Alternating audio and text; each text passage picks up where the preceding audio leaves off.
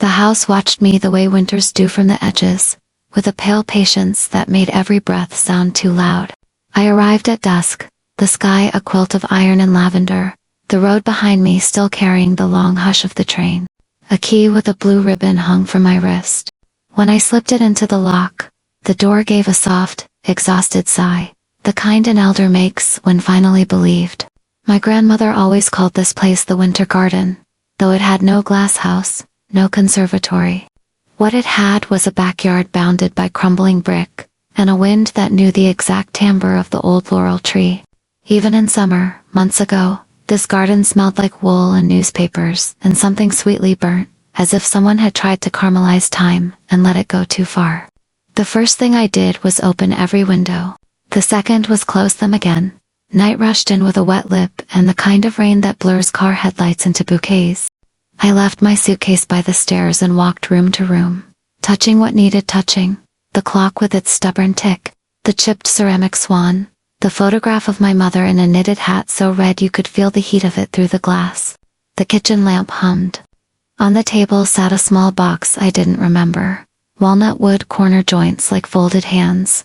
The ribbon was frayed from being knotted and unknotted. I didn't open it, not yet. A new house no, an old house returned to require ceremony. I boiled water. I waited for it to sing.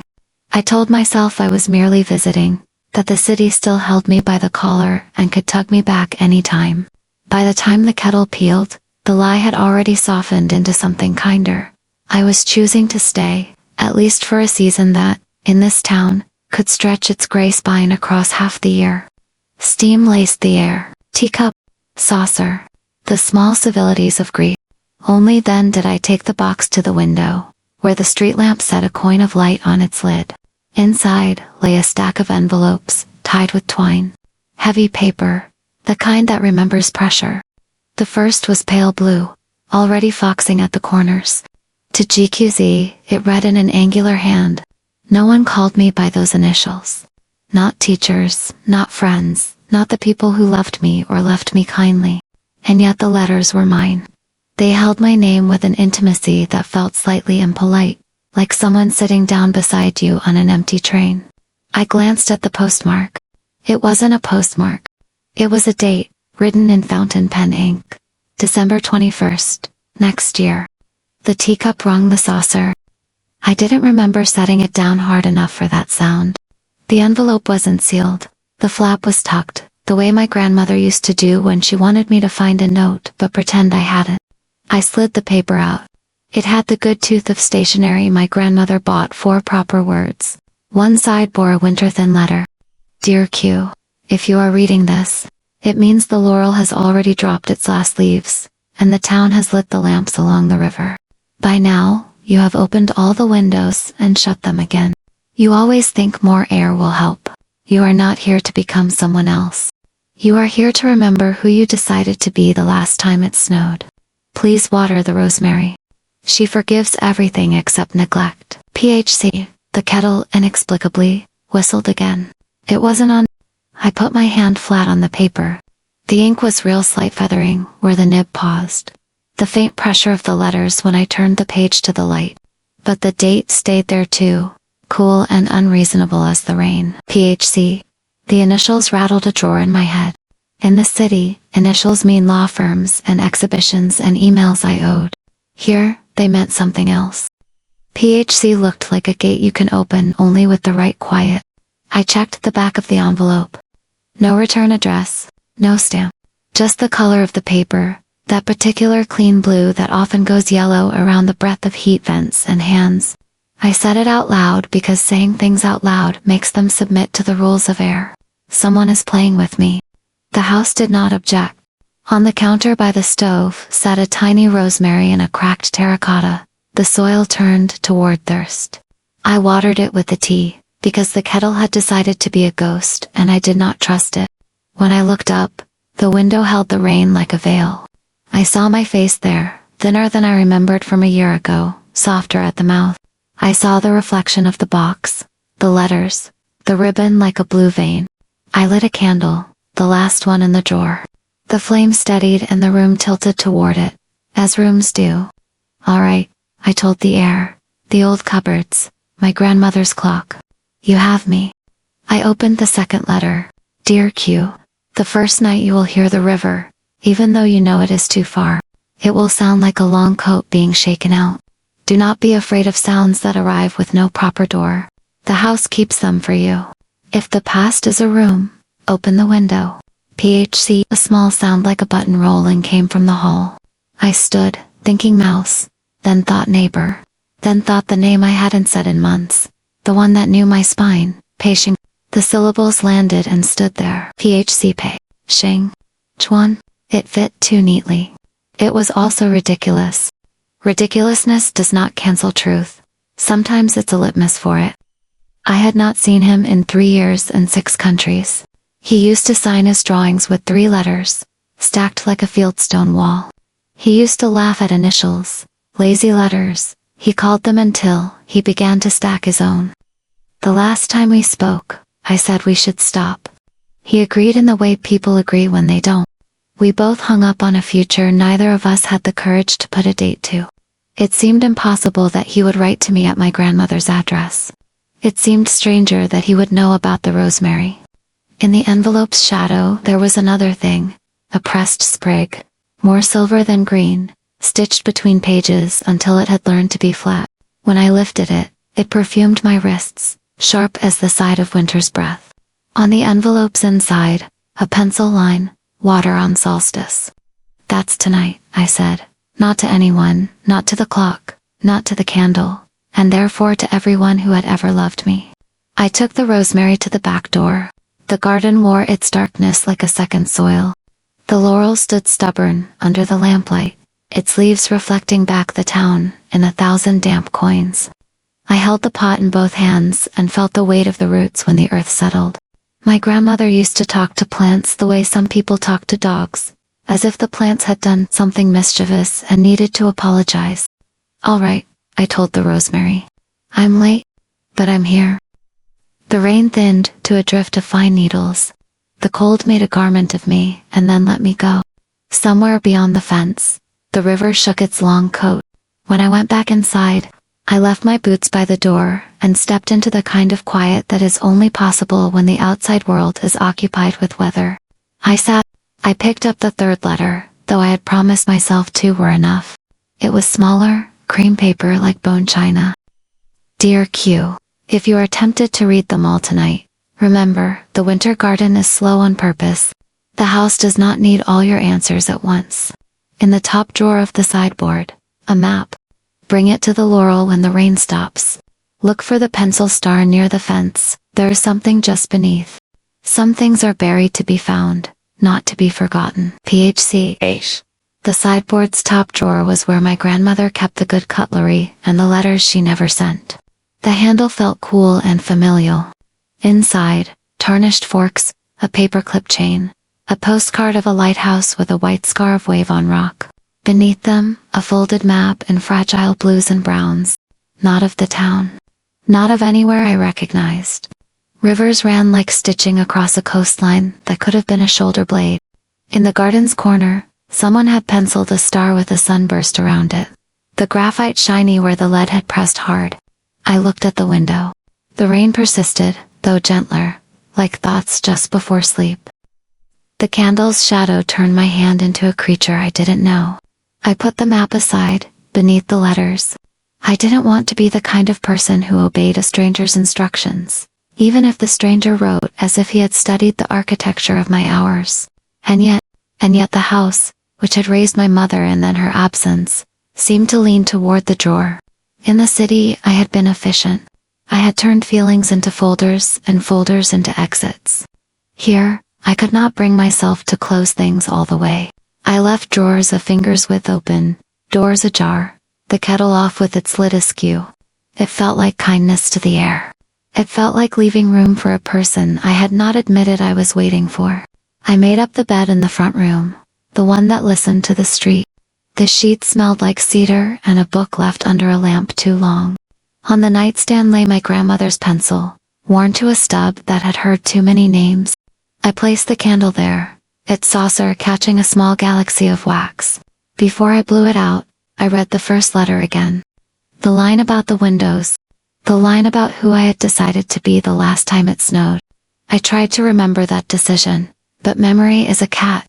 It will not come when called, only when it hears the can open, the sound of soft tin surrender. Who are you? I asked the flame. Who asked these questions for me? The flame did what flames do. It answered with its one answer, here. The rain slowed to a patient clock. Somebody, 3 houses down, laughed. The house held the sound and settled it like a shawl across the back of a chair.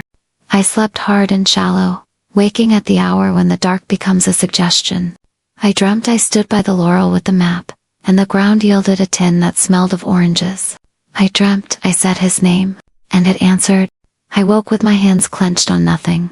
By morning the rain had stopped. The town was all roofs and gutters and a river that had decided to be mourning too. I made tea that did not whistle and carried the map to the garden. The laurel held its leaves as if it had secrets stitched into them.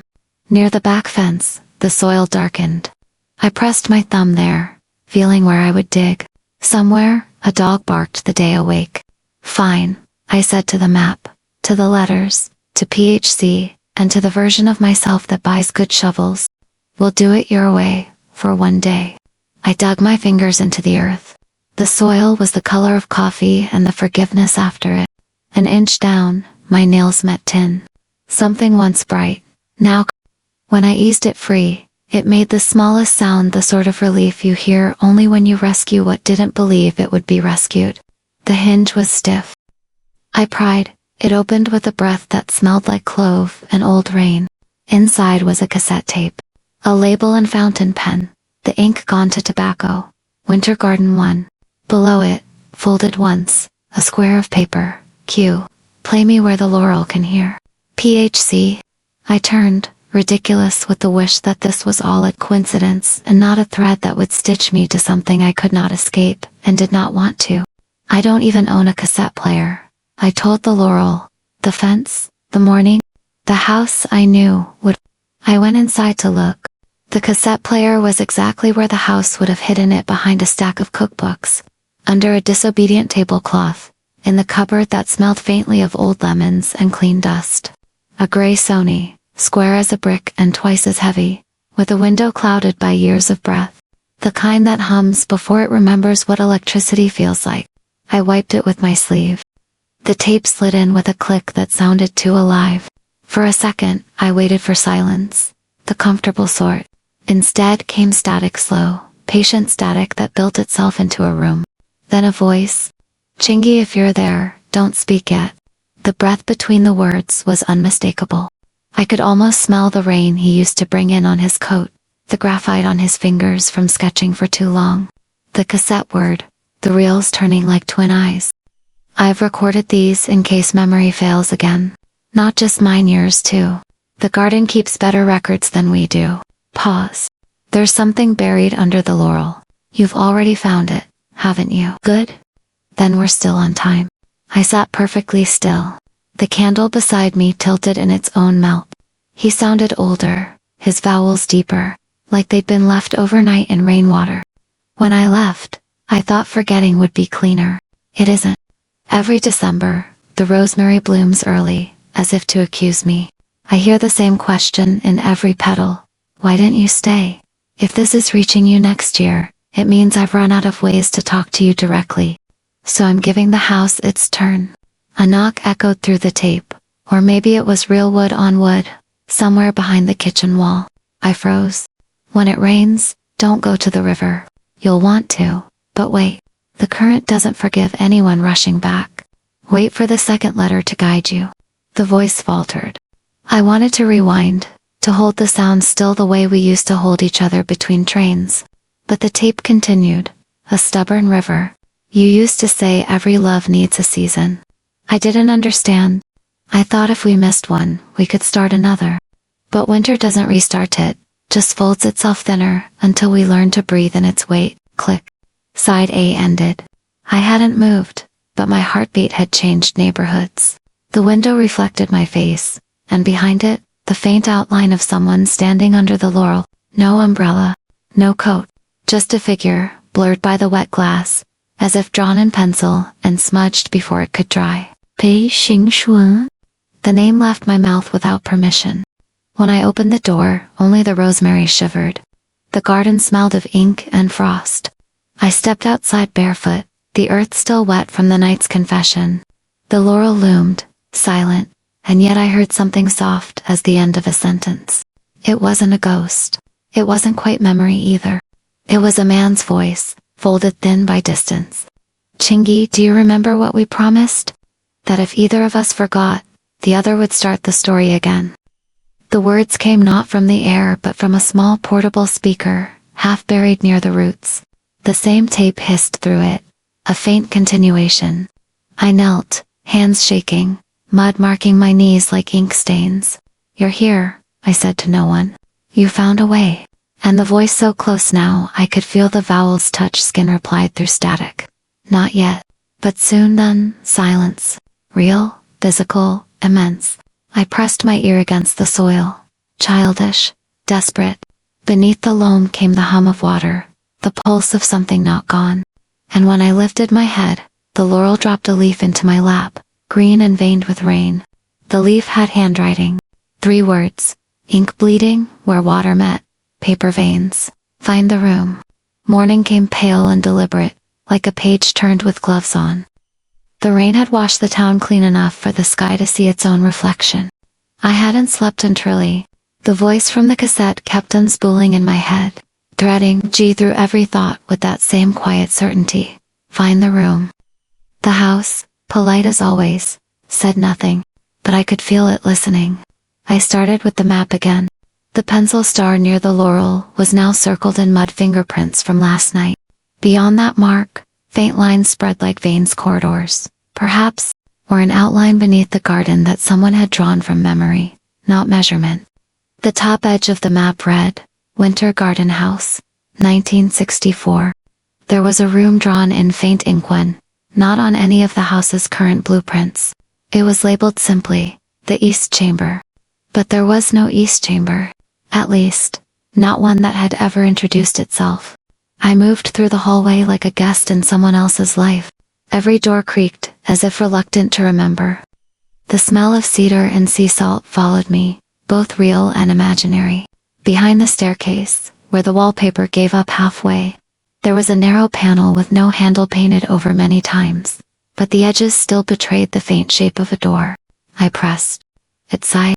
A seam split, slow and dusty, revealing a sliver of darkness that had texture. Inside, air that hadn't been touched since someone decided to stop touching it. The room was small enough to mistake for a thought. A single window, boarded from the outside. A chair, and against the wall a wooden easel, half collapsed, a canvas still on it. The painting was unfinished, the outline of a man's shoulder, the suggestion of rain, the faint hint of someone smiling beyond the frame. A cassette player sat beneath it, identical to the one I had found yesterday. There was a note taped to the handle. For the day you come back, PHC. My knees weakened. I sat on the floorboards, dust marking my palms like the ghosts of applause. He had been here, not just once. Long enough to leave silence that fit perfectly around his absence. I pressed play. Static. Then a softer voice different from the one before. Closer. Less like confession, more like conversation. If you're hearing this, it means you've found the East Room. Don't worry about the window, it's closed for a reason. This is where the echoes live. A pause. I heard him exhale, then laugh small, untrained, heartbreakingly ordinary. I painted this room for you. Not on canvas, on air. Every word I didn't say settled here. Maybe that's why it sounds heavier than silence. He drew in a breath. The day I left, you asked what I was most afraid of. I told you forgetting. You smiled and said, that's not fear, that's rehearsal. You were right. I've been rehearsing your absence ever since. The tape cracked. I thought it ended there. Then came the faintest sound, a melody. A piano, playing a sequence I remembered but couldn't name. I knew the way the notes tilted, hesitant and sure, like his fingers when he used to trace my wrist bones while talking about things that would never happen. The melody stopped on a suspended chord, like it was waiting for me to answer. I whispered, I remember. The room answered. A soft click from the boarded window, as if something behind it had shifted. I stood. My pulse felt borrowed. When I pried the board a fraction, light spilled through a thin golden line that dust turned to smoke. There was something written on the inside of the wood, revealed only when the light touched it. When the last tape ends, open the window. The handwriting was his. Same slow tilt. Same insistence on the curve of the H. I looked at the cassette player again. There were more tapes inside the drawer below. All numbered. Winter Garden 2, 3, 4, 5. I didn't touch them. Not yet. Some loves you open too quickly. They vanish in the draft. Instead, I sat on the floor beside the easel, the smell of oil and pine merging with the dust of old music. The canvas, half finished, looked back at me with that same patient incompletion. And for the first time since the day I returned, I spoke to him as if he could still hear me. Okay, Qingchuan, I whispered. I'll listen.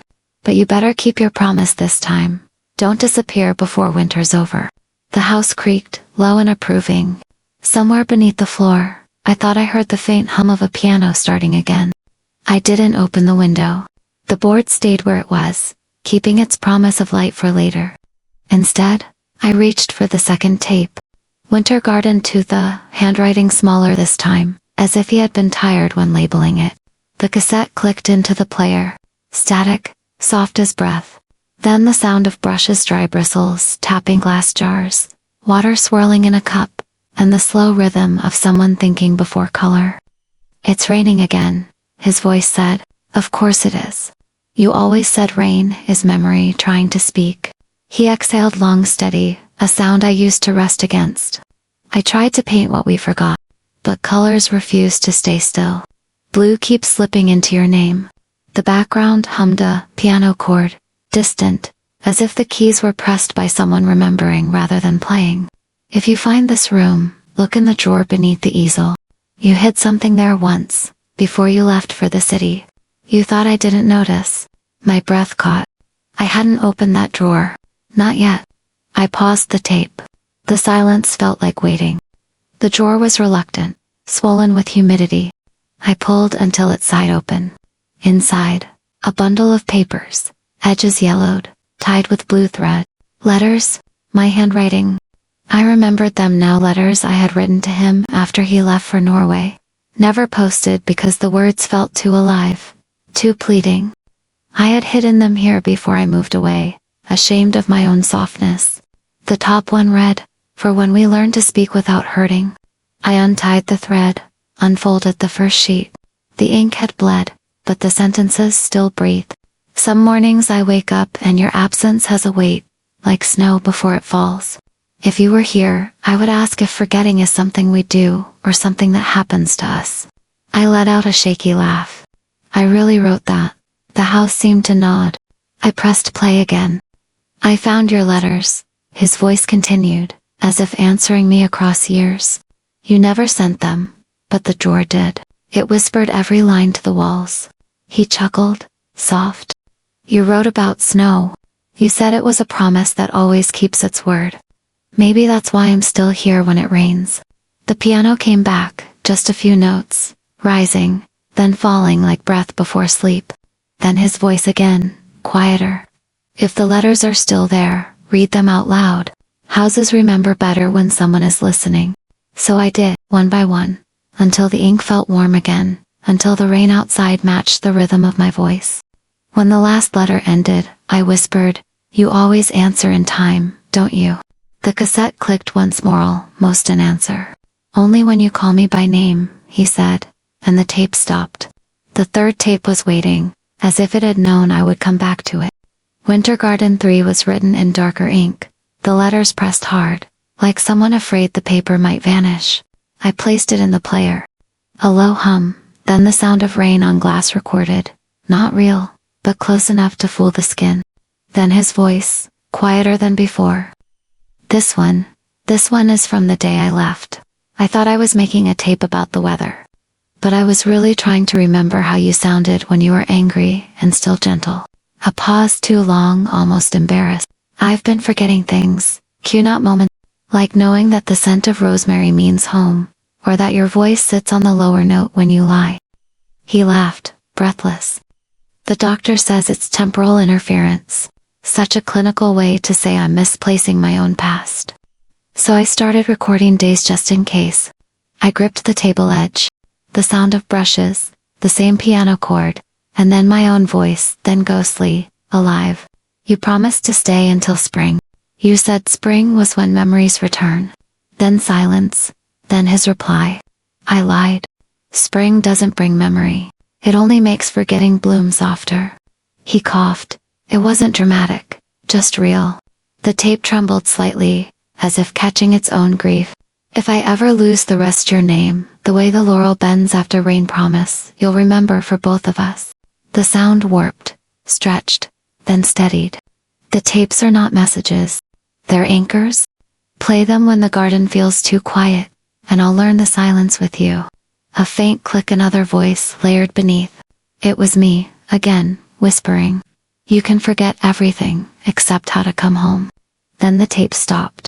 I didn't realize I was crying until I saw the water on my hands. Outside, the rain began again, obedient to memory.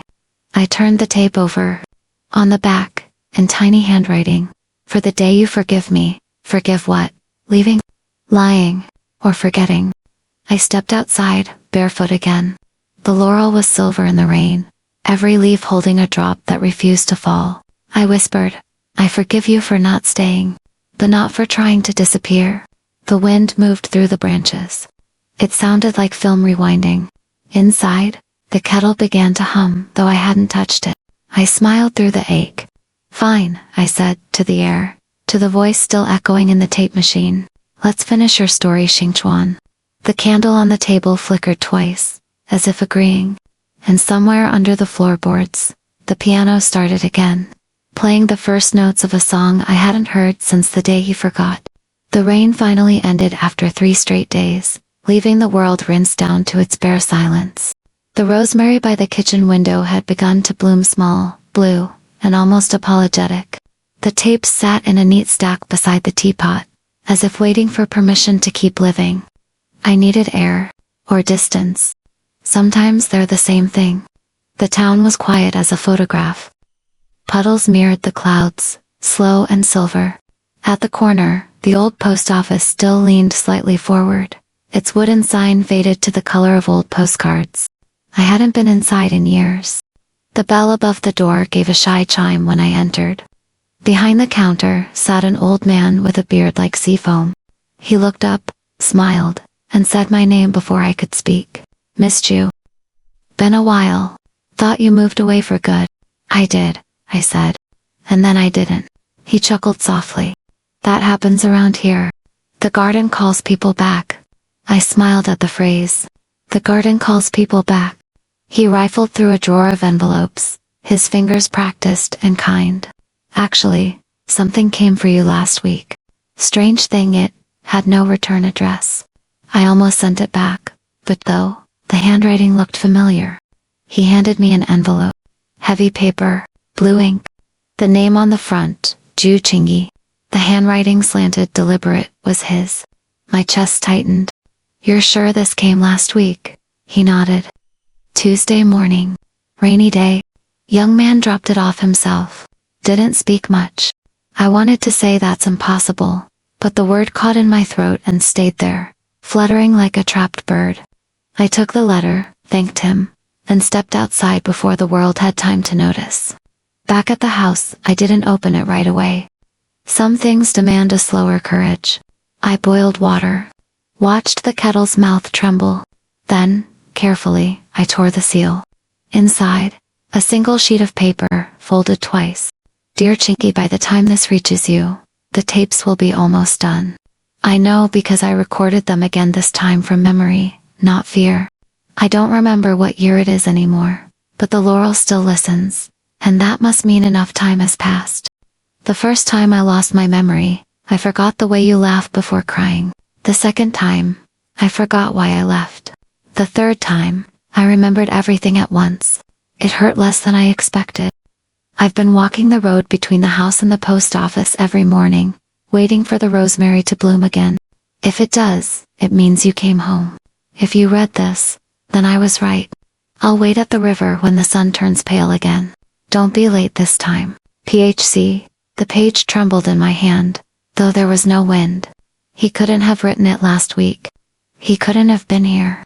And yet, outside the window, the laurel leaned slightly toward the river as if someone had brushed past it recently. The air carried the faintest trace of his cologne, wood smoke and rain.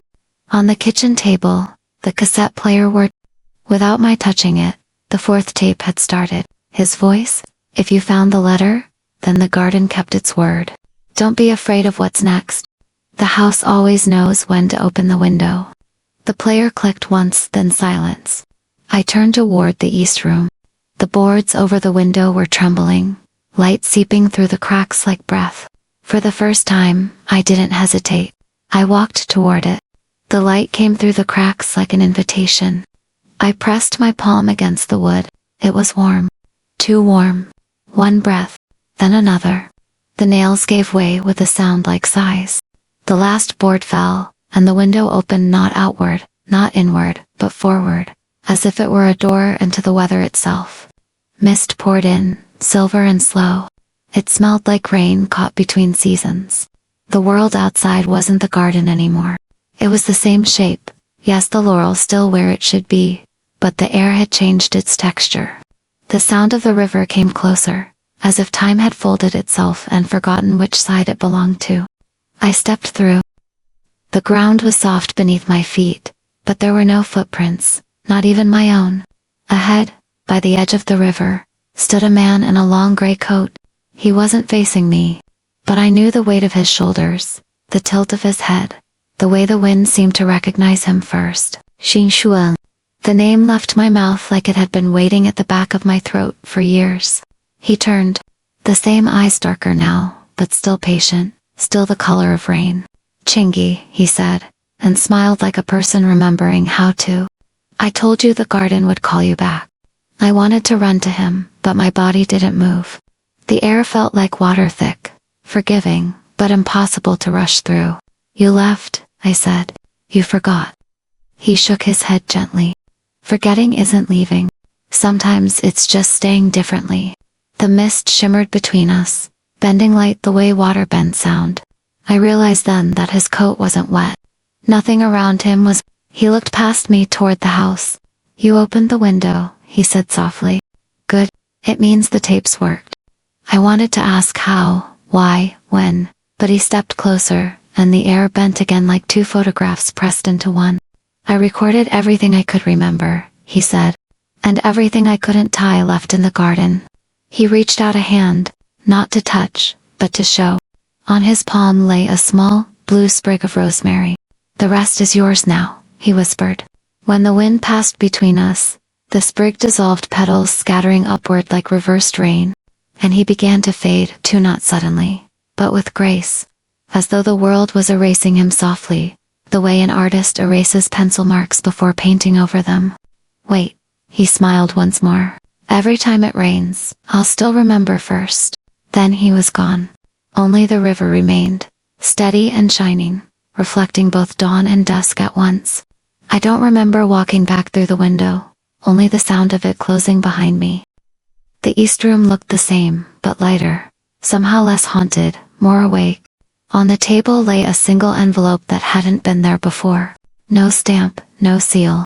Just my name in his handwriting. Inside, one line. When you forgive yourself, the house will finally sleep. Outside, the rain began again, soft, deliberate, endless.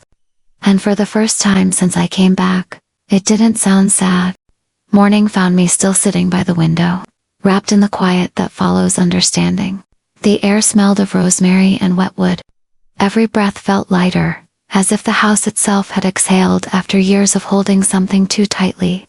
On the table sat the final tape, Winter Garden 5. No label this time, just a faint fingerprint, smudged where ink used to be. I hesitated only once, then pressed play. A long silence first. Not empty. The kind of silence that waits for the heart to slow down. Then his voice, almost whispering. If you're hearing this, it means you found the mist and came back. That was brave of you. The garden remembers courage. He paused, I could hear the scratch of his pencil on paper, the soft tap of his ring against wood. There's one last thing I couldn't finish. It isn't a confession, or an apology, just a song. You once said that love should have its own weather, so I wrote ours. A piano began. Soft, hesitant, like footsteps on snow. The melody rose slowly, repeating the same 4 notes. The rhythm of rain against glass. The shape of his laughter when he forgot he was sick. And beneath it, almost hidden, a violin. Mine? He had taken the last recording I ever sent him. The one from before everything fell apart. And folded it into his song. The 2 melodies met like 2 halves of a sentence, finally finding each other. I'm not gone, he said over the music. Just quieter. The piano continued until it became heartbeat. Slower, slower, then, one last note. Suspended in air. Clicked. Silence. But this time, the silence didn't ache. It settled gently, the way dust settles after light. I looked around the room. Everything had changed by not changing. The laurel through the window, the candle melted halfway, the teapot still warm. On the easel, the unfinished painting had completed itself. 2 figures stood by a river, holding nothing, touching nothing, just standing close enough for the mist to mistake them for one. In the corner of the canvas, his handwriting again. For the one who stayed. I smiled. Then I opened every window in the house. The air rushed anew, cold, honest, and the house, at last, slept. It happened on a morning too quiet to trust. The kind of quiet that feels rehearsed. I had already decided the story was finished. The tapes were rewound, the windows open, the air finally honest. But as I reached for the kettle, I heard it. A soft click from the drawer beneath the easel. I turned.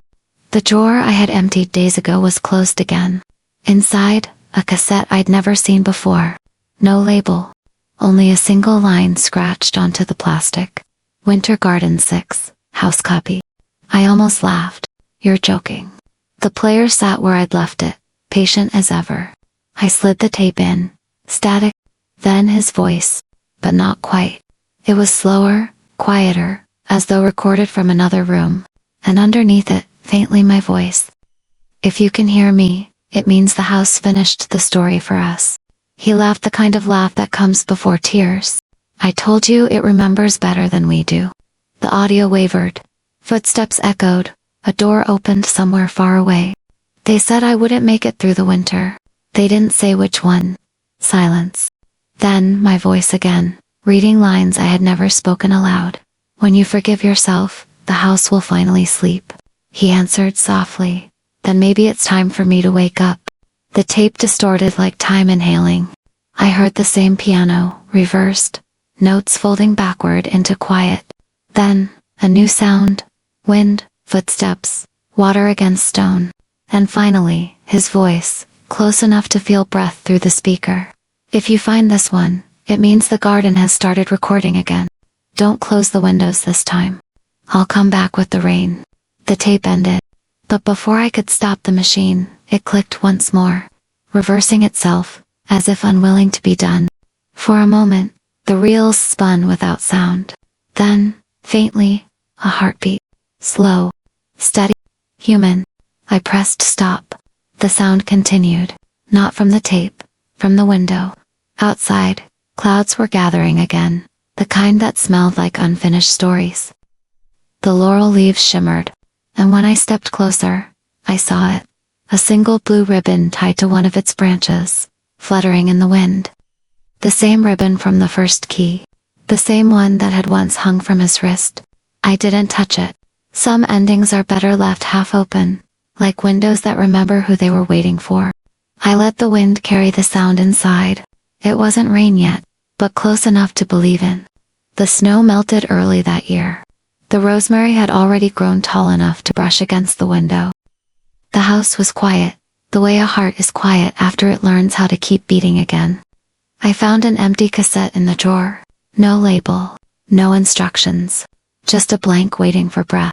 The same player still sat on the table, patient as memory. I pressed record. The red light blinked once. And then, I began. This is Winter Garden, her version. You were right. The garden did call me back. It also taught me that some stories don't end, they echo. I forgave you long before I knew what I was forgiving. Maybe that's what love is, a rehearsal for mercy. You once asked me to remember for both of us. I did, and I will. I paused, listening to the small sounds, the tick of the clock, the kettle sighing, the laurel brushing the window as if it were knocking politely. The house sleeps now, but I keep one window open, just in case. If you really do come back with the rain, you'll find tea waiting, and music already playing. And if you don't, that's all right too. Because you already did. In every sound that stayed. The tape kept spinning long after I stopped speaking. Maybe it needed time to understand. Outside, the first rain of spring began. Not cold, not sad, just new. I left the player running. Some silences deserve to be recorded.